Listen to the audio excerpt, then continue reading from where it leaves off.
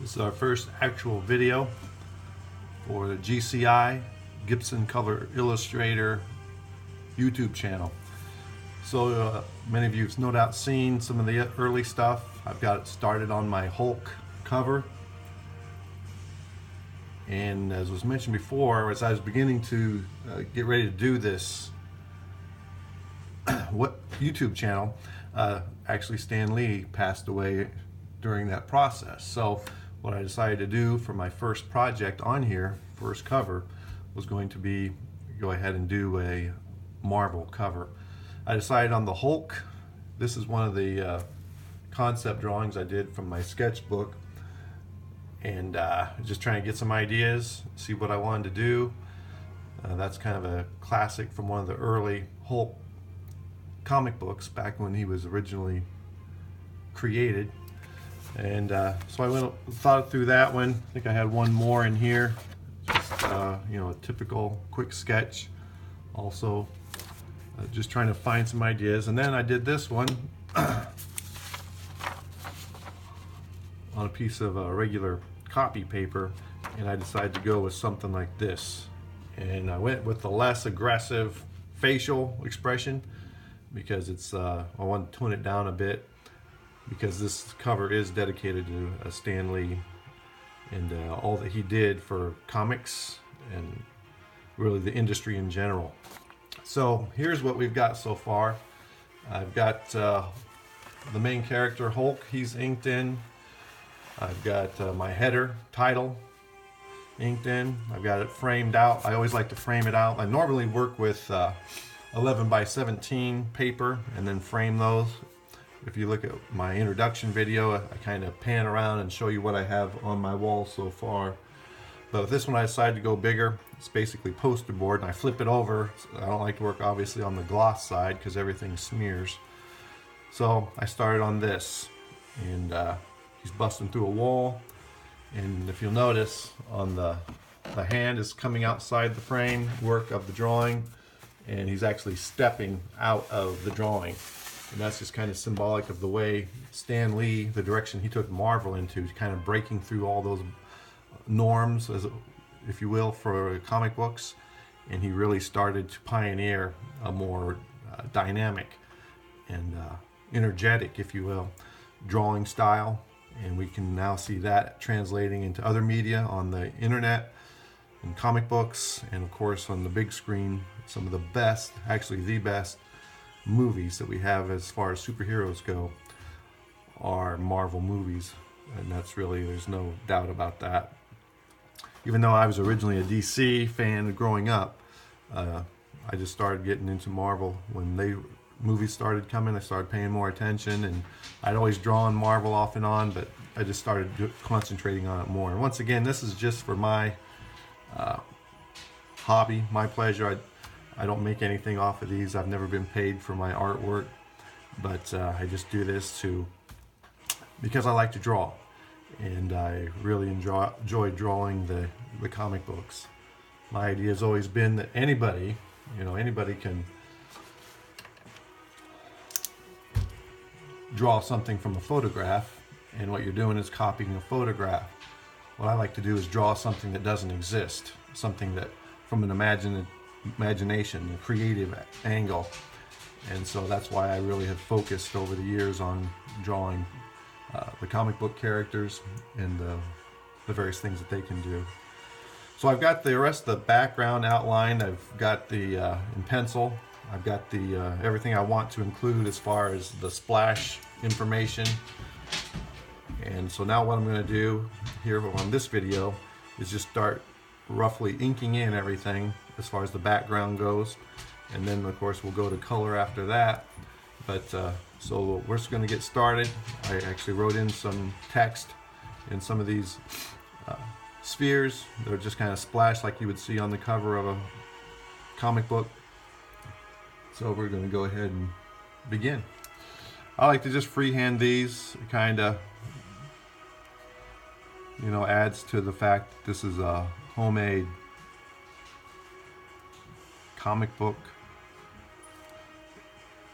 cover. I only do covers. I've done a few panel pages before, but without having a real story in mind, it's kind of hard to just come up with the different things. So what I'll do is I get an idea, like with, of course, this time I was going to do a Marvel after Stan Lee passed away, and then I'll start doing concept drawings, just getting a rough idea of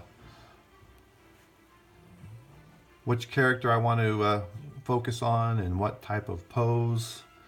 And I have files really for each of the covers I've done. I've got about 21, well, actually about 20 covers and about I think it's 6 or 7 posters that I've done. And for each one, I go through a process of multiple drawings, just trying to decide what I want to do, and then I save all those concept drawings and I start a file for each one. So for each of my covers, there is a file of concept art.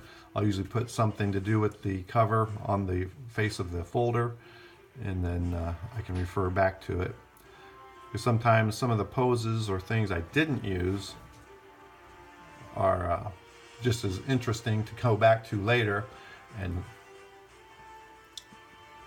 maybe use on a different project or a different cover, or just to review. I just recently started using sketchbooks again, so that I can go back and easily just look through what I've done recently and just get an overview of them. But like I said, this is dedicated to Stan Lee, so that's basically what the information is pertaining to in this sphere. And then this one, I just wanted to kind of explain the serious expression in Hulk's face a little more, not going crazy, but maybe the little more intelligent Hulk, as we've seen throughout the years with different storylines where he can actually speak. We saw that in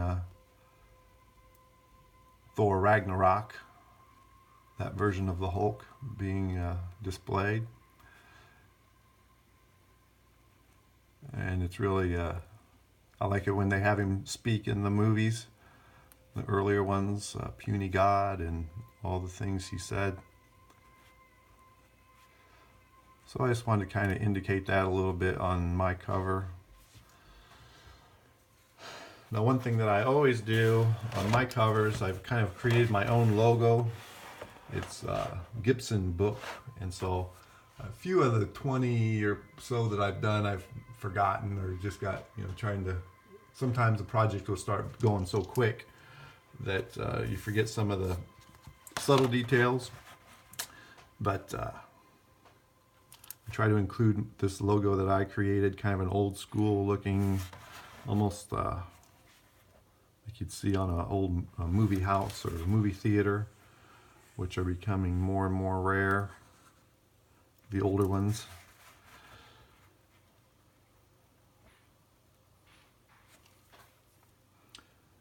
But usually when I'm drawing a different character, like when I'm drawing Hulk and sketching him, what I started kind of visioning in my mind, it's good to have kind of a thought in mind, and as you're drawing the character, not just that character, but what you use to base them off of. And what I started basing Hulk off of was really the structure of a gorilla.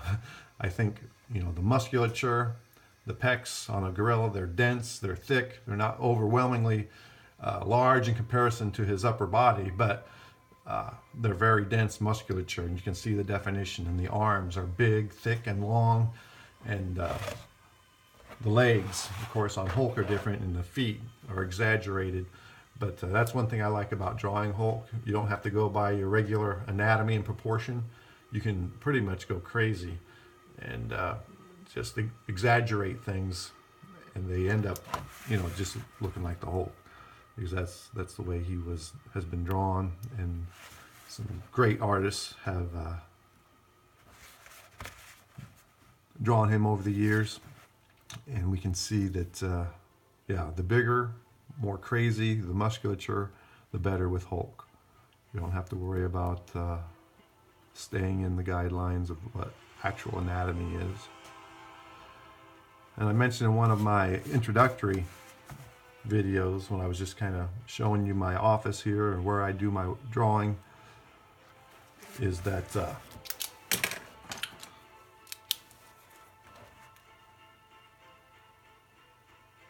I forgot what I was going to say.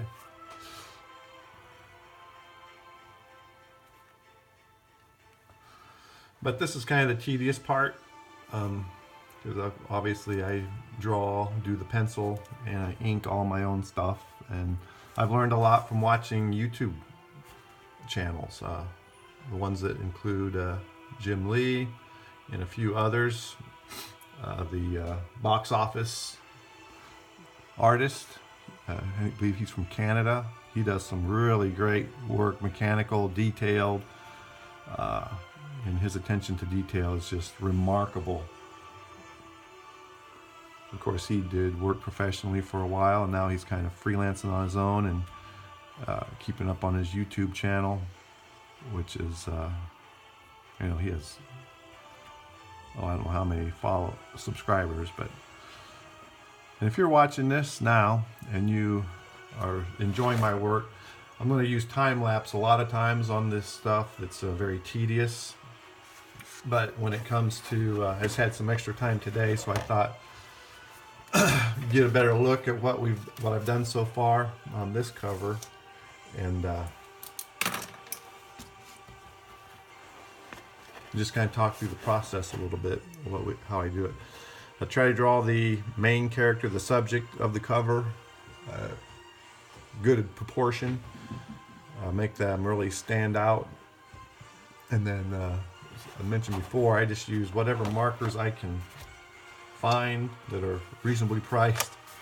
I don't have a lot of extra money to spend on Copics. That you need it's a big investment, but that's my goal, is to start a collection, get my inventory of Copics built up, so that, because I know I've had some other alcohol-based markers that are just like the way they blend together. You can actually, you know, blend the colors almost like paint. And Sharpies are good. I enjoy using Sharpies for a bold, definite color, but there's really no shading. Once you put down a Sharpie, that's it. So when it comes to coloring, one of the keys is, when using markers, is to start very light. Start with a light tone, which would basically be where your highlights are, where the light's coming from. And then you can even use that same marker after you've gone through the whole thing and covered it with that lighter color. Go through the whole figure again with that same one, only hitting where the medium tones are going to be. You start to fade up to the lighter portions, and that second layer will give you a darker tone than just that marker by itself. Then of course you can come in with grays. That really helps to get a deeper tone, a medium to dark tone, just going over that color with a gray. And then you can of course bring that down to black with the inking. As you get closer to the black, you just almost blending the grays or the darker of that color. Like with Hulk, you're going with such a dark green as you get close to those that they really blend in together.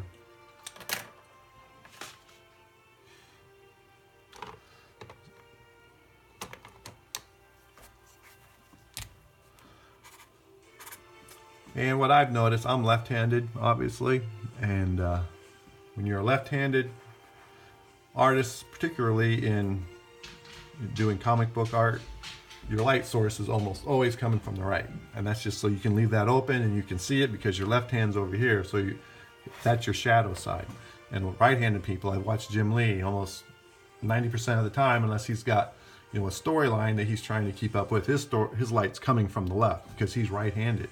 And so he's shading in, darkening this side and making the light come from the left-hand side. And that just makes it easier for the artist when you do that.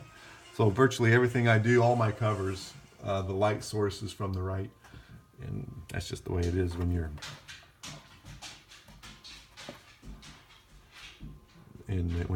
just noticing the difference between left and right-handed artists. And there's nothing wrong with it. everybody, I know Jim Lee, whenever he draws a face, like he does a lot of, just the face and neck when he's doing his demonstrations and things, he always does the 3/4 view.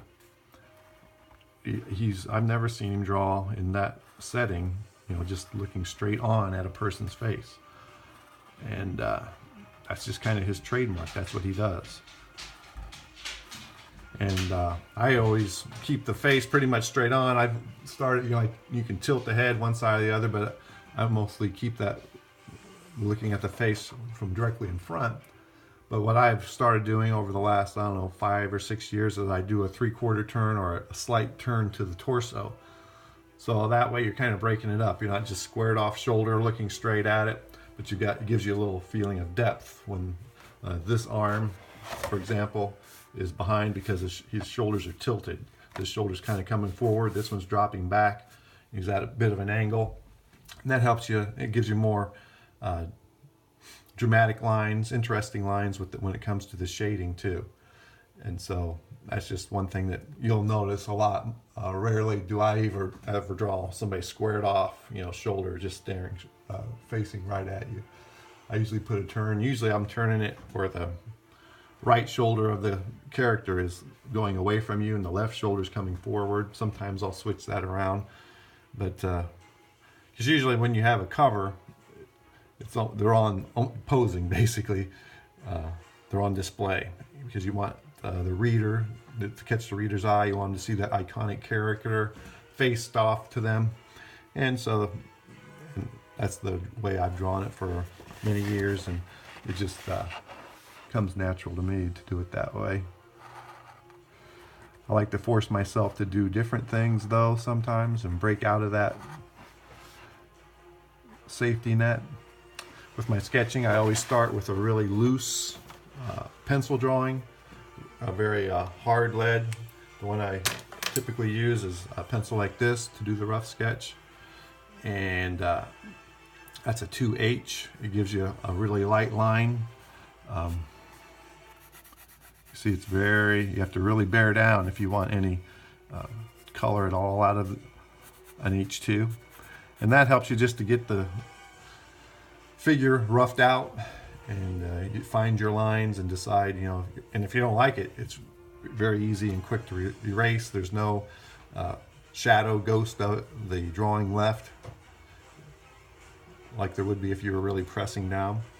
So that's just another thing. You just notice a lot of the artists when they show you step by step, and they'll do that really loose substructure, that structure drawing, just to get the position of everything, where the torso will be, the head, just the body in general, the proportion, the pose that it's in.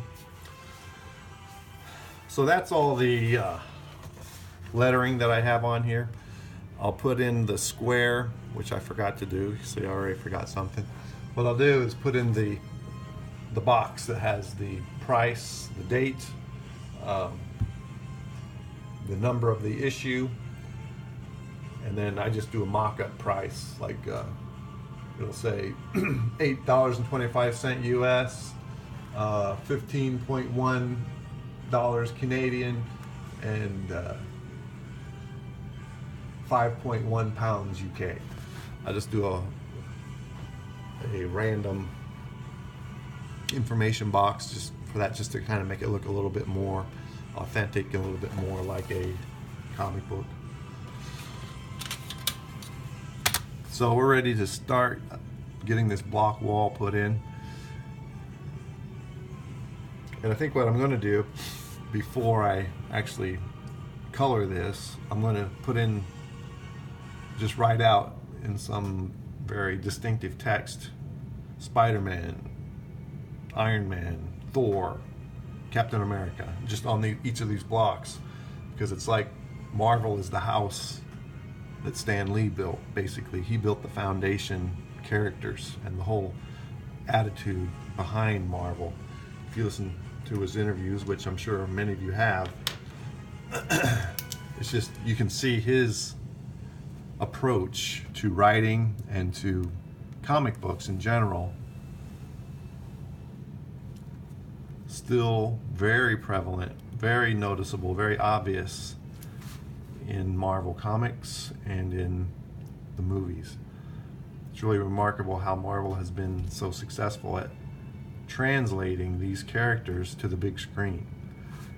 They're so entertaining and vivid, and they really hold the integrity of the characters, and we can see like better than anyone else, better than DC, even though DC has always historically been, you know, the comic book that I was always drawn to originally. But it's just undeniable what Marvel has done, the Marvel Universe, and these fantastic movies. So the soundtrack I have playing in the background is just kind of a tribute to that type of music and that sound, kind of that heroic, save the day orchestra type music. And that's another thing you can listen to and have playing while you're drawing, because it all affects you. It all comes out in the way that you draw, on the way that the finished product ends up looking like.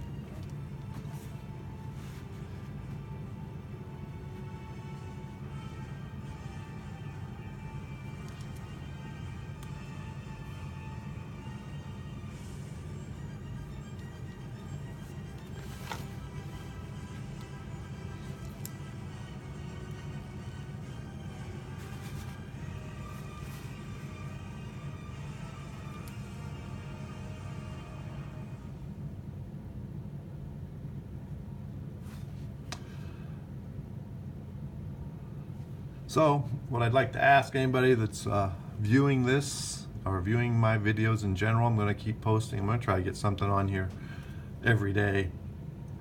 But anyone who's viewing this, if you could please subscribe. You know, just subscribe to the channel, hit the notifications so that every time I post another video, you'll be alerted to that, and hit the like. That always helps too. It helps, you know, other people to see that there's maybe something of value here, something interesting or worth watching.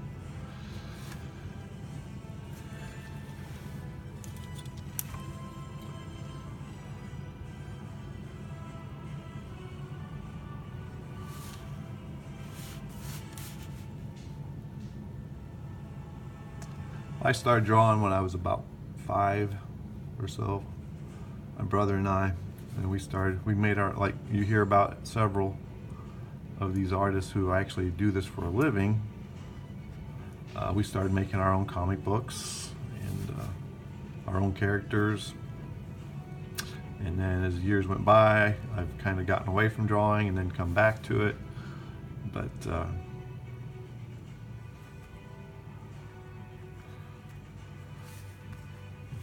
something that I really enjoy, and I can never get sick of drawing these characters.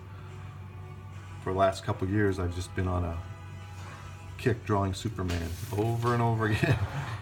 I'm not sure what it's all about or why, but I just never get tired of drawing Superman. Hulk the same way.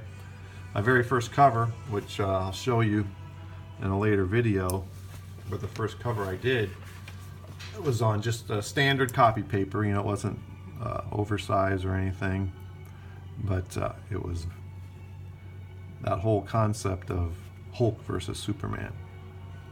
So the guy I was working with at the time was a big time Marvel fan, and I hadn't really drawn anything for a while, so I started drawing again, and I was just drawing these, you know, just a single character on a white piece of paper. So I thought, well, why don't I ever just finish something, just fill up the whole page for a change, like, you know, a project. Maybe hadn't really finished anything like that complete since I was in school, and I took all the art classes that they had available at the high school I was at. So that's how I got started doing. I thought, well, why don't I just do a cover? So that's how I got started at that. Him and I at work talking about, you know, that age-old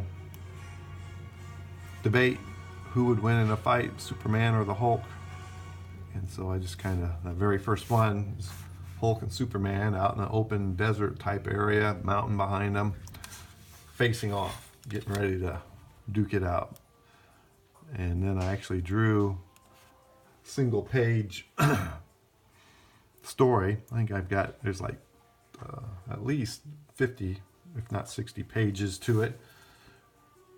And you can see how my drawing improved during that process, where I just put each panel, each was just one full page, one 8 by 11 sheet of paper, copy paper. And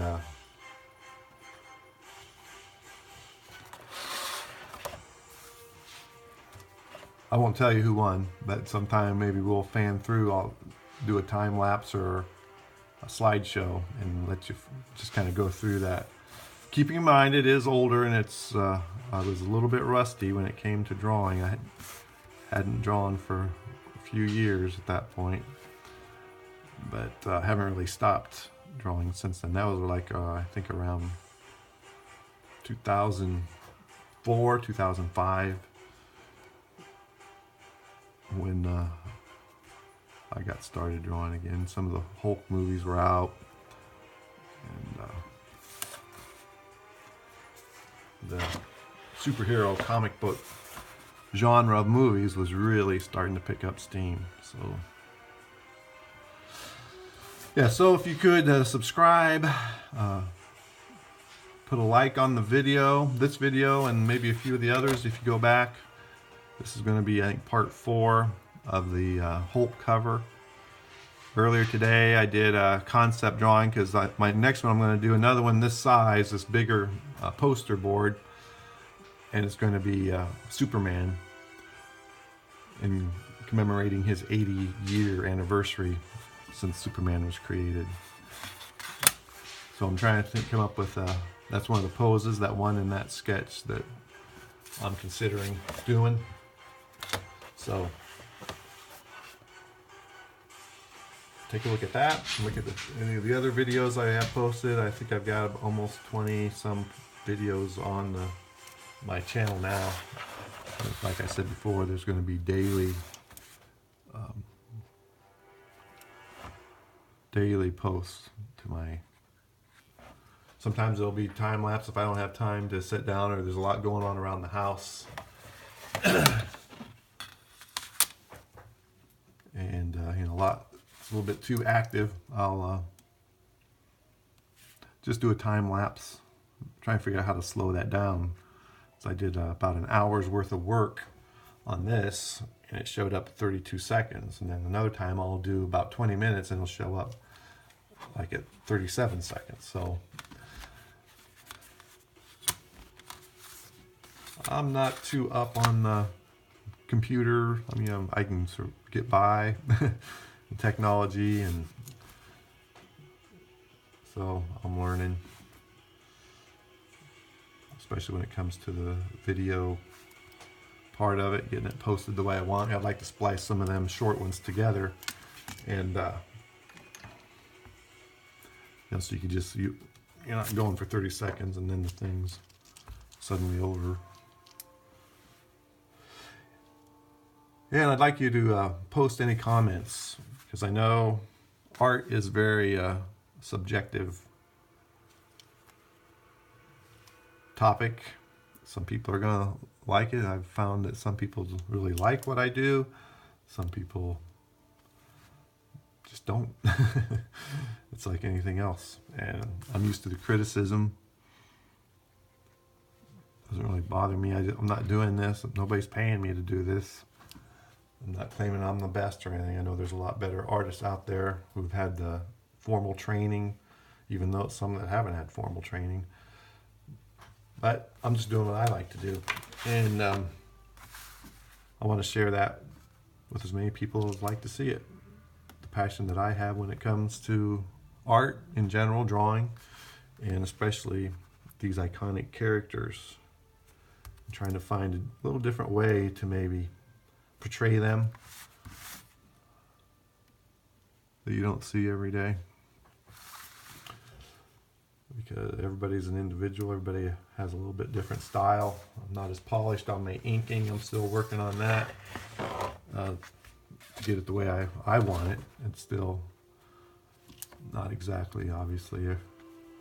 You'll hear any artist say they're always learning, they're always improving. And I try to learn something from every drawing I see, no matter what it is. I mean, even if it's my grandson's art, I look at it and so I've learned a few things. I've gotten a few ideas on how to approach something, maybe with color. Or I draw with my grandson a lot. We've been drawing ever since he could sit up here at the desk with me, and he's really progressing well. He's actually going to have an earlier start than I did, I'm pretty sure. But something that we share. We both have a passion for these characters, for comic books, and obviously the movies.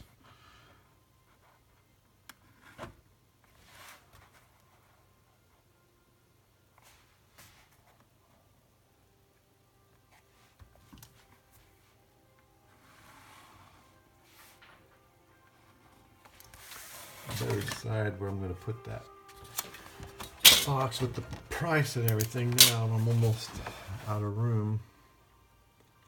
Could probably just squeeze it in the corner down here, down below the Gibson book logo. I'll probably thicken up the font, the lettering on that marble before I actually put a color to that box. But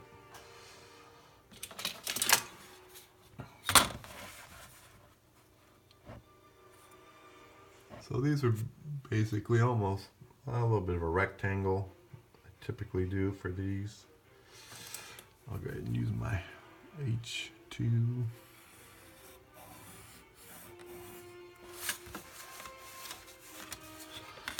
Yeah, my desk gets kind of cluttered, so when I run out of room, I'll just use whatever straight line surface is available. The inside of these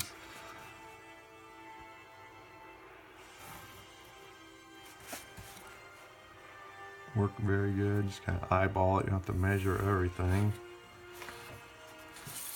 If I was doing this for a commission, which I've never been, I've done commissions, but they were, I didn't get paid for them. I just did it for some of my friends or relatives that wanted it.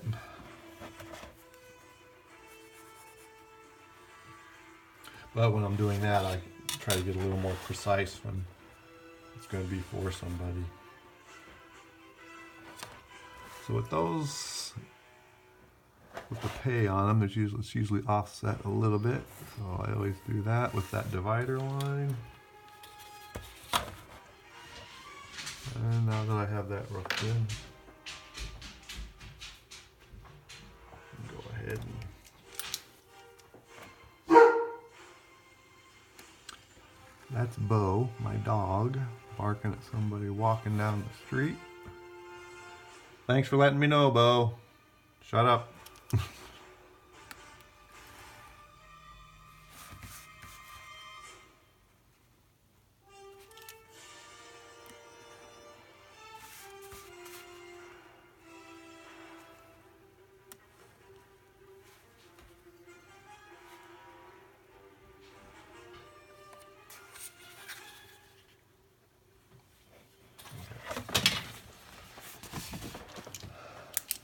That left in, I'll decide on what to put for the numbers and everything later.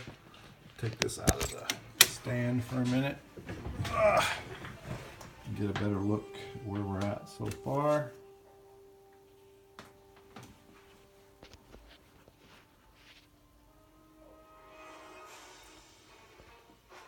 So I just got a little more inking to do at the bottom. Get these, that's basically sidewalk lines, sections of the sidewalk. Finish these blocks, and that's the back row, that bottom course of blocks. Get that perspective line in, and we'll have our basic outline on the background. But that's, I just want to give you a full view with the border of where we're at so far.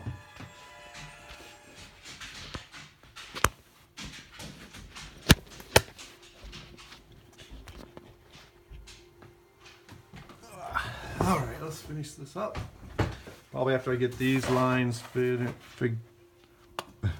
inked in. That'll be it for this video.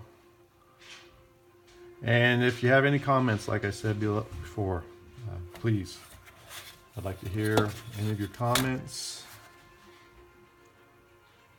pro or con. I want to know if you know, I don't want to waste your time if it's not coming across entertaining. So yeah, just let me know.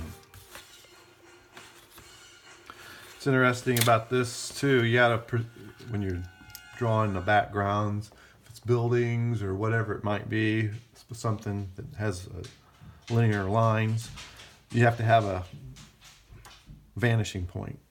And I'm not sure if you can see it, but the vanishing point for this is this one spot on the lower oblique. Where are we at? Yeah, right there. This one little pencil mark right there, that dot. Right below his thumb in front of that finger. And that's where I use that to get all my perspective. So this, when I was drawing these blocks in, I started here at the bottom. So this bottom block and the angle of that line, I find that perspective point up here on his side, on that oblique. And that's where that line came from. When it came time to doing this side over here, I used that same line up there, and that's where that line came from. And all the way up and around, so you get that three-dimensional, that perspective look, like that block wall is thick and then, of course, going away from you. Just another little tip. And I actually did this pencil on this a long time ago, before I ever had the stand. That's what I was waiting for, was to get a stand for the phone, so I would have my hands free, obviously, to do the drawing. And this stand too comes with a light, so that helps, having that direct light, so you can even see the pencil drawing more clearly on the video with that better lighting. So let's finish getting these blocks inked, the initial ink. And I'm going to come through with some shading and some line work before I get to color, but this gets us a lot of the tedious and a lot of the time-consuming part done. The alcohol markers that I did buy are just about out of ink, so I'm gonna have to stick with Sharpies. Sometimes I'll even use washable Crayola markers, because they'll give you a lot lighter tones and they're not as thick, and sometimes you need more muted colors or something that's more almost translucent. And then obviously a Sharpie or a permanent marker.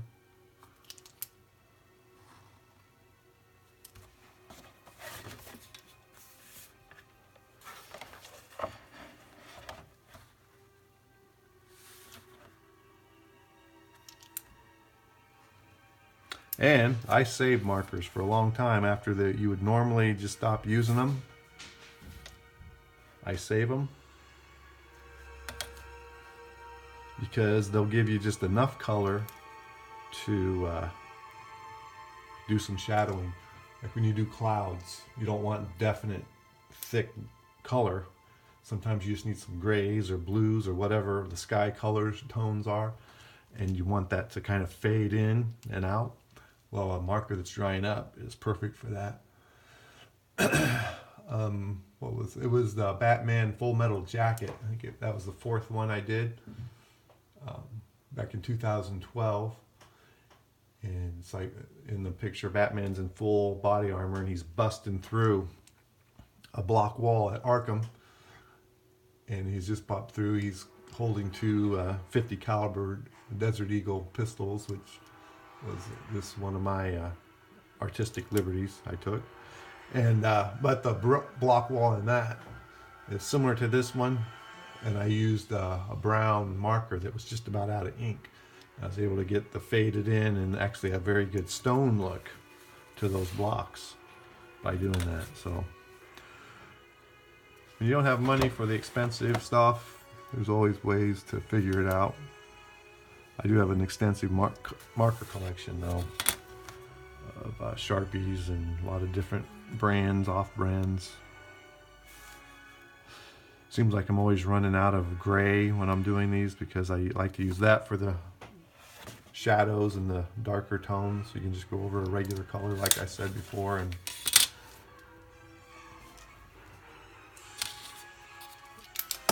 that gray really helps you get a more faded, shadowed look to it. So I got a couple more lines, one more line over here.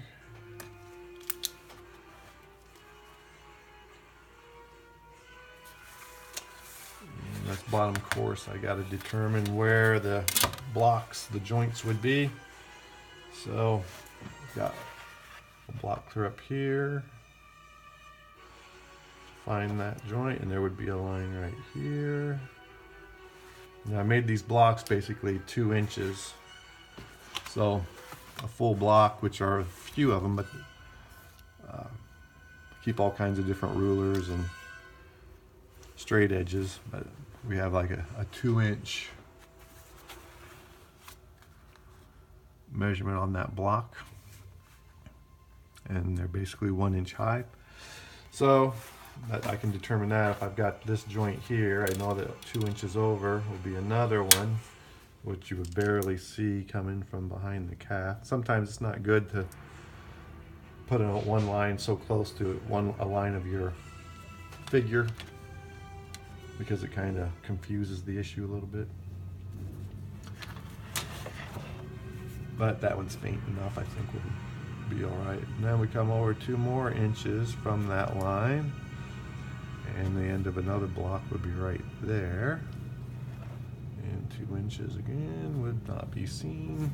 That's the end of a block, so this one would be seen, but it's really close. I'm going to actually go less than 2, just so it's not going to confuse what line where he stops and the wall starts.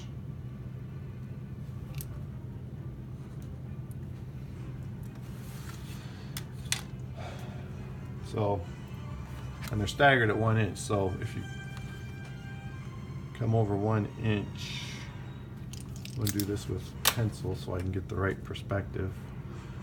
So that would be a block, and that would be a block. So I want to make sure I get that perspective consistent. So I'm going to use the point up here on the oblique, and we'll see this block actually taper, which makes it give you that depth.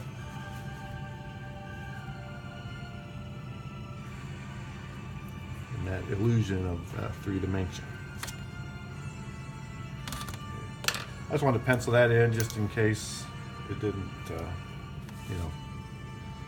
because once you put down something with this is a Sharpie, this is the one I bought recently, and it's a retractable, which makes it really nice. You can just grab it quick, and it's a fine tip Sharpie, ultra fine, whatever that means. But once you put down these permanent markers, that's it. You can try to go over it. I have white out, different things. You have to, if you've watched these videos before, you know that white out is used. But one of the best things I found was the Jelly Roll number 8. It's a gel pen, and it came in a pack of 3. And you can use this for highlights. Sometimes it'll work good enough where you can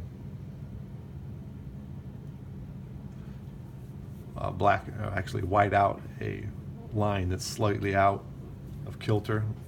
Let's see if I can find a spot where I might want to use that. Like right here, things get a little bit indistinguished. So what we have here is the bicep coming up to the shoulder, the deltoid, the front of it, and where it ties in with the pectoral. Now typically the pectoral, if your hands are down to your side and a overdeveloped musculature, this pectoral would be overlapping the top of the bicep where it ties into the deltoid. But with the arms raised out like Hulk has in this stance, and the arm coming forward, we see that there's a little bit of a difference where this is rising past. So to kind of clear out this area a little bit, doesn't have to be dark, it doesn't have to be a, you know, plain white, but if you just kind of lightly indicate, then that definition begins to pop a little bit better, and you can see what the intention is. You get an idea. And if it gets too white and looks kind of out of place, you can just come back over it with a fine tip black, and it's gone. So I'm going to leave that for now because it might look better. I might like it better when I do start getting some color into this. Yeah, you can use this in the hair too to indicate highlights if you blacked in the hair too much, which I tried to leave some spaces open.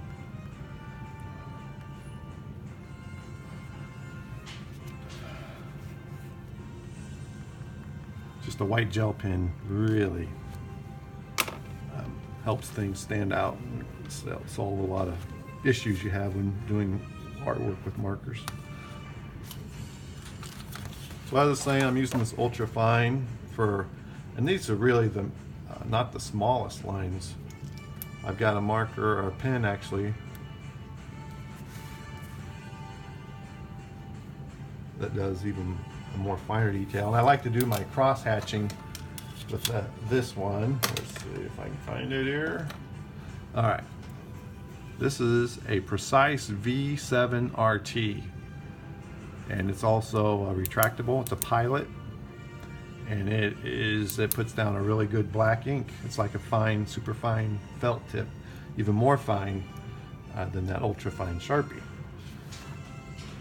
So let's say this area, I just wanted to indicate some texture and direction of the, you know, the pants, the clothing. But say I want a little cross hatch on that. Well, let's cross hatch up here, because this is rolling away from you, and it might be. So I'll show you how fine this line can be.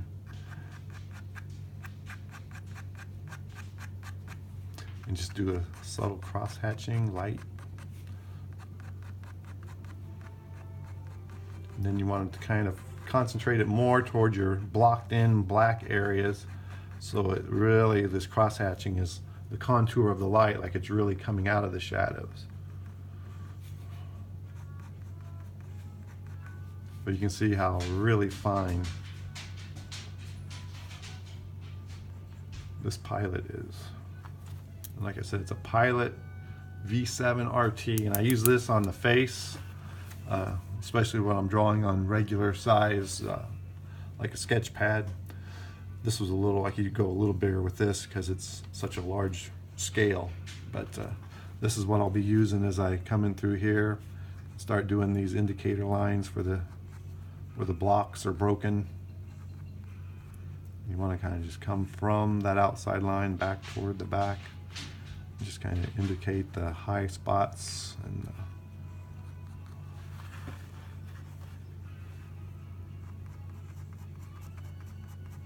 that adds to those lines going back. So not only do you have this outside outline in the back that's doesn't have to be identical, because block doesn't break perfectly identical. It can be a variation, but then you can just join the two and add the continuity to the look by using the marker.